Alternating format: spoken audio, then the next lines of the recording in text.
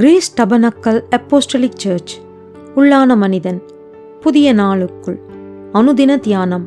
வெள்ளிக்கிழமை, கார்த்திகை மாதம் 13ஆம் திகதி, 2020ஆம் ஆண்டு. இன்றைய தியான தலைப்பு, தேவனுக்கு பிரியமான ஜெபம். இன்றைய தியான வசனம் எசேக்கியேல் 18ஆம் அதிகாரம் 23ஆம் வசனம்.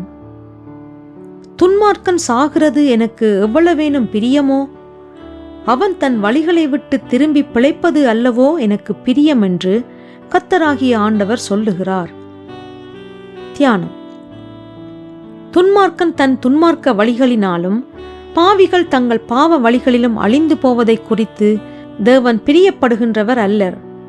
தங்களை நீதிமான்கள் என்று அழைக்கின்ற மனிதர்களை அல்ல, பாவிகளை விடுதலையடைய செய்ய வேண்டும் என்பதற்காகவே இயேசு இந்த உலகத்திற்கு வந்தார்.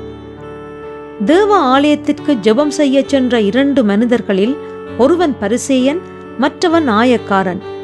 பரிசேயர் என்ற குழுவினர் அன்றைய சமுதாயத்திலே பெரும் கனத்தை பெற்றிருந்தார்கள். ஆனால் ஆயக்காரர் என்பவர்களோ சமுதாயத்தினாலே புறக்கணிக்கப்பட்டிருந்தார்கள். அவர்கள் சமுதாயத்தினாலே ஒடுக்கப்படுவதற்கு பல காரணங்கள் இருந்திருக்கலாம்.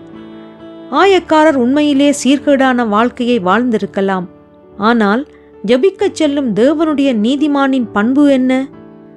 சீர்கேடானவனுடைய வாழ்க்கையைக் கண்டு அவன் தன் பாவத்தில் அழிந்து போக வேண்டும் என்று எண்ணம் கொள்வது சரியாகுமா? அல்லது தேவனே, இவனுடைய ஆத்துமாவும் பாதாளத்தில் அழிந்து போகாதபடிக்கு அவன் தன் வழிகளிலிருந்து விடுதலையடைய கிருபை செய்யும் என்று கூறுவது சரியாகுமா? ஒருவரும் கெட்டுப்போகாமல் நித்திய ஜீவனை அடையும்படிக்கு பிதாவாகிய தேவன் தம்முடைய குமாரனாகிய இயேசுவை இந்த உலகிற்கு அனுப்பினார். எனவே தேவனாலே நீதிமான்களாக்கப்பட்டிருக்கிற நாங்கள் ஜெபிப்பது இன்றியமையாதது. ஆனால் ஜெபிக்கும் போது தேவனுக்கு பிரியமானவைகள் என்ன என்பதை அறிந்து அதன்படி நாங்கள் ஜெபிக்க வேண்டும். எங்களுடைய வாழ்க்கையில் இருக்கும் தேவ சமாதானத்திற்காக தேவனுக்கு நன்றி கூறுகின்ற வேளையிலே தேவ சமாதானத்தை இழந்து இந்த உலகின் இருளுக்குள் அகப்பட்டிருக்கும் ஆத்துமாக்களும் தேவனிடம் திரும்ப வேண்டும் என்று நாங்கள் ஜெபிக்க வேண்டும். திறப்பின் வாசலிலே நின்று அக்கிரமங்களும் அநியாயங்களும் ஒளிந்து போகும்படியாக தேவனை நோக்கி தினமும் ஜெபிக்கின்ற தேவனுக்கு பிரியமான பிள்ளைகளாக நாம் வாழ வேண்டும். ஜெபம் செய்வோம். அன்புள்ள தேவனே, பாவ சேற்றிலே வாழ்கின்ற மனிதர்கள் தங்கள் உணர்வற்ற வாழ்க்கையின் நிமித்தம் அழிந்து போகாதபடிக்கு அவர்கள் யாவரும் உம்மிடம் திரும்ப கிருபை செய்வீராக.